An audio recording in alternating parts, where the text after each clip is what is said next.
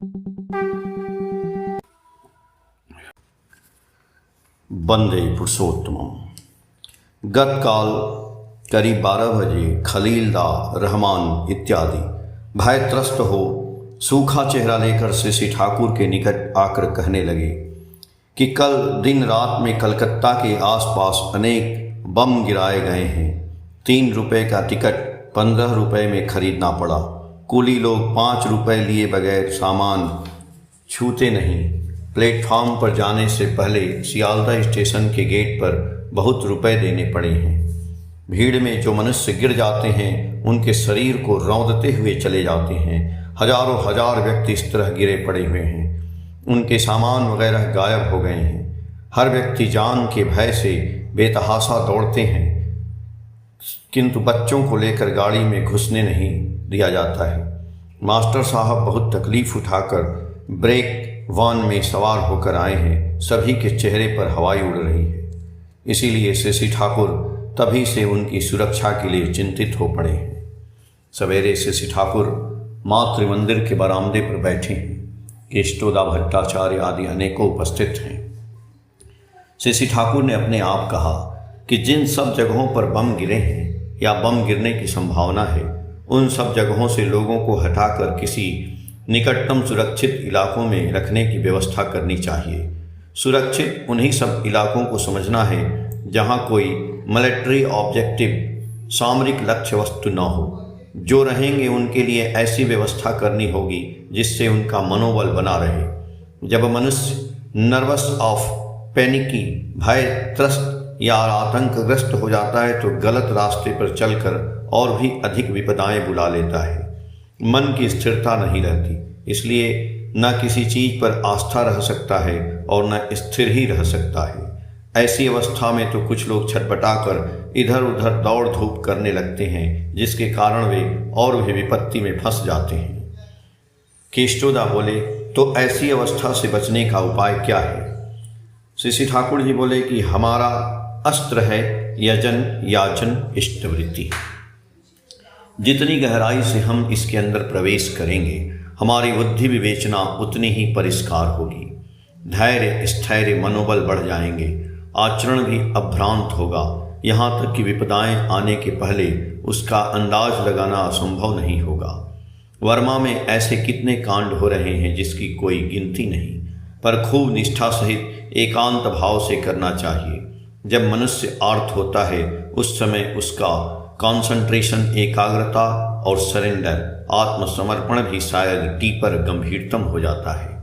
आसपास के लोगों को यजन याजन इष्टवृत्ति के घेरे में ले आना चाहिए।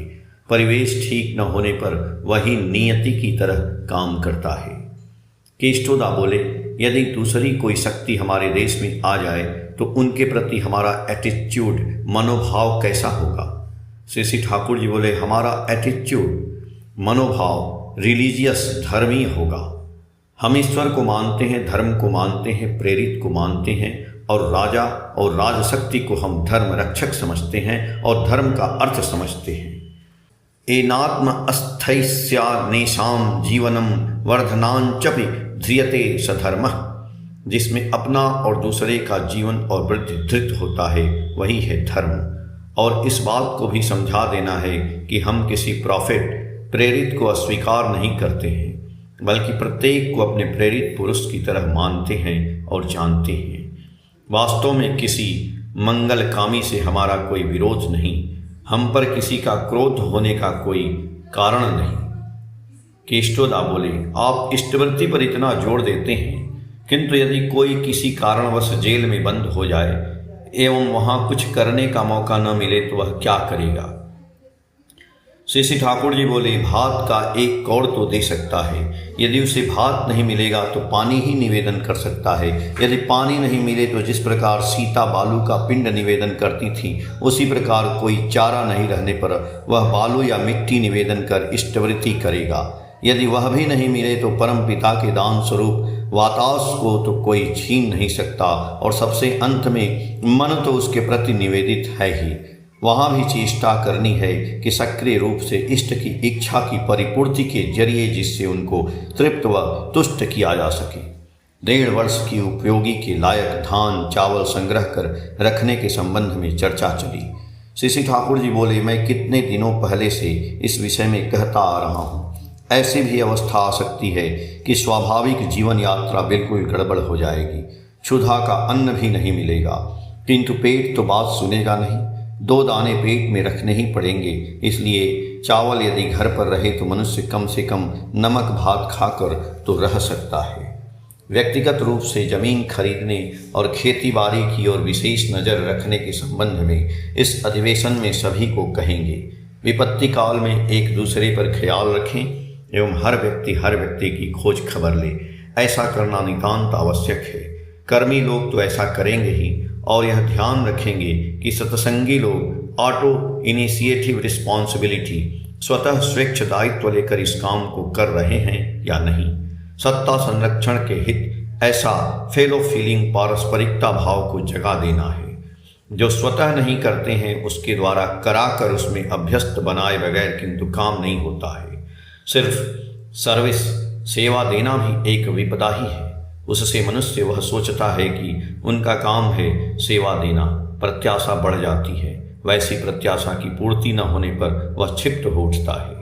किंतु दूसरे को सेवा देनी चाहिए, यह मनुष्य को व्यवहारिक ज्ञान देकर बता देना चाहिए। अन्यथा सिर्फ सेवा देकर उपकार के बजाय अपकार होता है। सेवा का सर्कुलेशन व्याप्ति नहीं होता है। वह स्वार्थवादी मनुष्य के स्वार्थ की निम्न टान के नीचे चली जाती है। किंतु जो भले व्यक्ति होते हैं वे अत्यंत कृतज्ञ होते हैं। वे सदा दूसरे की सहायता पर निर्भरशील होकर चलना नहीं चाहते हैं। बेमौके में पड़ने पर वे सहायता पाते हैं तो कृतज्ञता सहित उसे स्मरण करते हैं। उसे तो वे देते ही हैं, पुनः बेमौके में पड़ने पर उस उपकारी की बात स्मरण करते हुए दूसरे को बेमौके में पड़ते देखकर उसे जी जान से सहायता करके विपत्तियों से बचाने की चेष्टा करते हैं। ऐसे लोगों की सेवा करना भी सार्थक होता है। बहुत थोड़ी सेवा भी इस संसार में कितनी सेवा की आमदनी कर सकती है उसका कोई हिसाब किताब नहीं है।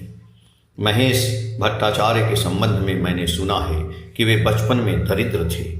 वैसी अवस्था में एक पड़ोस के एक व्यक्ति ने उनकी सहायता की, किंतु उस कृतज्ञता के ऋण स्वरूप उन्होंने उस परिवार के लिए आजीवन कितना किया उसकी कोई यत्ता नहीं। उनके व्यक्तिगत दान ध्यान की तो कोई तुलना ही नहीं की जा सकती है। जिनके जीवन ऐसे सुलक्षण युक्त हैं उसकी सेवा करने में भी आत्म प्रसाद है। व्यक्तित्व लाभ की ओर नजर रखकर ऐसी बात मैं नहीं कर रहा हूँ। तुम्हारी सेवा सहायता के बल पर ऐसा व्यक्ति यदि जीवन में उठ खड़ा हो जाए और देश के उपकार में लग जाए तो स्वयं को ही धन्य समझोगे। शरदा बोले, ऋत्विक अधिवेशन में दीक्षा दान और कर्मी संग्रह के विषय में तो जोर देकर कहना होगा। श्री ठाकुर जी बोले, दीक्षा दान के विषय में तो कहेंगे ही, क्योंकि यही तो मूल कार्य है। दीक्षा का अर्थ ही है दक्षता का अनुशीलन, जो करते रहने से सर्वतोमुखी दक्षता स्वयं बढ़ती है। पर दीक्षितों के नर्चर पोषण के लिए कर्मियों की आवश्यकता है। अगण्य नगण्य लोगों का भी दाम बहुत होता है यदि वे व्यक्तिगत और संघबद्ध रूप से सुसंगठित होते हैं। शून्य काम में आता है यदि उसके पहले एक संख्या रहती है।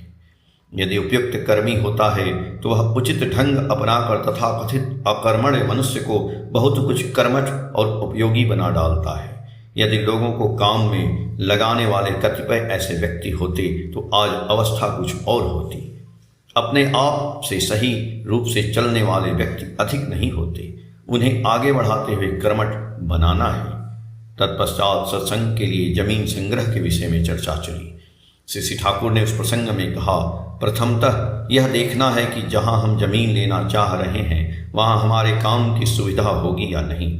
यदि सस्ता और सुविधाजनक हो एवं प्रॉफिटेबल लाभजनक बनाने में कोई दिक्कत नहीं उठानी पड़े तो ऐसे स्थान में जमीन लेना चाहिए। द्वितीयतः जमीन को आबाद करने के लिए लोगों को जुटाना होगा एवं उनके आवास के लिए भी उसी स्थान पर जमीन लेनी होगी। इस दिशा में हमारे लिए कहाँ और क्या सुविधा हो सकती है ध्यान देना है। तृतीयतः ऐसी चेष्टा करनी चाहिए कि हम जिससे रेंट फ्री लैंड लाखीराज जमीन पा सकें। यदि बिल्कुल रेंट फ्री लैंड नहीं मिले तो कम से कम नाम मात्र के खजाने में लाखीराज की तरह हो, ऐसी व्यवस्था करने के लिए यथासाध्य चेष्टा करनी है। चतुर्थतः जो हमें नाम मात्र का खजाना देता है, हम जिस वर्ष में जितना चाष वास कर सकेंगे, फसल पाने के बाद उस वर्ष का उस परिमाप की जमीन के लिए देने में हमें खजाना चुकाना पड़े, ऐसी शर्त हो तो अच्छा है। अर्थात जब तक जमीन में कोई फसल लगाने और काटते नहीं हैं, तब तक खजाना देने को बाध्य नहीं होना पड़े। यह स्मरण रखना है कि जमीन का बड़ा प्लॉट जितना खेती बाड़ी के लायक हो एवं वहाँ खेती करने में जितनी कम लागत पड़े, वह खेत अति उत्तम और पसंद के लायक समझना है। खलील आश्रम प्रांगण में आकर खड़े हैं। श्री ठाकुर ने मुस्कुराते हुए स्नेहपूर्ण स्वर में कहा, आइए खलीलदा, आज तो मनुष्य के मुताबिक चेहरा लग रहा है। कल तो आप पहचान में नहीं आ रहे थे, न जाने उत्कंठा और उद्वेग से कैसा बन गए थे। श्री ठाकुर ने खलीलदा से कलकत्ते की अवस्था के विषय में विस्तृत रूप से जानकारी ली। बाद में हंसते हुए बोले, यजन याजन इष्टवृत्ति जो अच्छी तरह करते हैं, हर अवस्था में उनके दिल में खूब बल रहता है। परम पिता की दया से वे अद्भुत ढंग से रक्षा भी पाती हैं। इसका क्या सुफल मिलता है, जो जितना करते हैं वे उतना उस बात को समझ पाते हैं। परम पिता ने हमें खूब अच्छी चीज़ें दी हैं। जय गुरु।